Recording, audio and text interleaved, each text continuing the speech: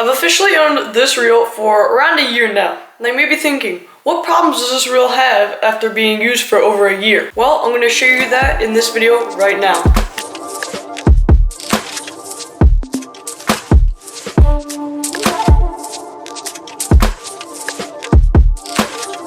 Three good things with this reel and three bad things with this reel. The first good thing is I like how the body is designed and I like it for my type of fishing.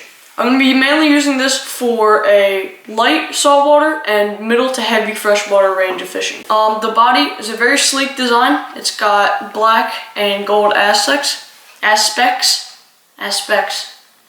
Is that a word? I don't know. But it's got gold aspects on the reel. I like the overall cleanness of the reel. I can fit this on any rod and it'll match it perfectly. It's not too bulky to the point where I can't even fish this thing anymore. Another good thing about this reel is that the spool is a forged one block aluminum piece, meaning that it is lighter and it is more rigid than, let's say, a Shimano Sahara. And then the last thing about this reel that is good is that the full Hagane gearing inside of the reel. Now what Hagane gearing is that it's a set of two gears that will go together like this, I think. And there's more teeth on the gears, allowing you to have a more enjoyable time fishing and a better experience with this reel. Let's move on to some of the bad things about this reel. The drag star is not aluminum, and I would like it to be aluminum because it's got a more rigid sort of clicking style to it.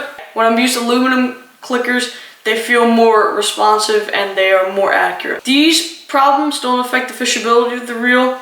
These problems are more sort of like me being nitpicky about the reel. Another problem with this reel is that the handle has some play in it. This doesn't affect it as much, but say I'm going to be fishing it 6 or 7 years now, it's probably going to be either worse or it's going to stay the same, depending on how much I'm going to use this reel. The last bad thing about this reel is that the actual roller bearing, it doesn't manage the line as well as I would thought it would be. One problem that I've had with the roller bearing is that every once in a while it'll just stop working and causing my line to fray when I'm reeling in and casting it out again.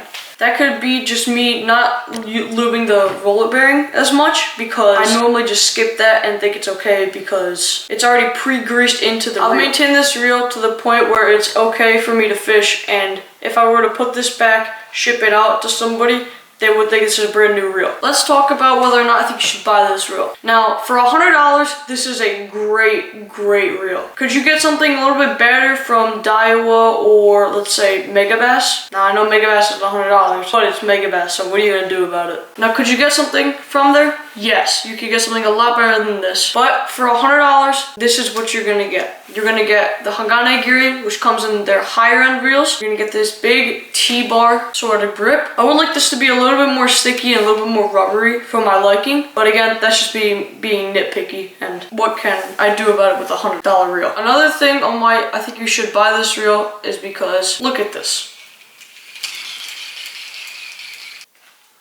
I spun that for about 10 to 15 seconds and it has not stopped. The smoothness on this reel with the Hagane gearing is impeccable. It is very smooth and responsive to what I'm going to be fishing it with, and it's just an overall really great reel. I think you should buy this is because it's very light. This is a 3,000 size reel. I can fit around, we'll say 150 yards of 15-pound braid with a fluorocarbon backing, and this really only weighs around 9 to 10 grams. 9 to 10 grams. No, 9 to 10 ounces. Sorry. Grams would be way too light for this reel. I'm pairing this up with a 7-foot medium heavy spinning rod. It's got a light action tip to it, and this is performed beautifully with the sort of applications I'm going to be using this. I usually fish anywhere from tiny jerkbaits. Oh, this is stuck on the net.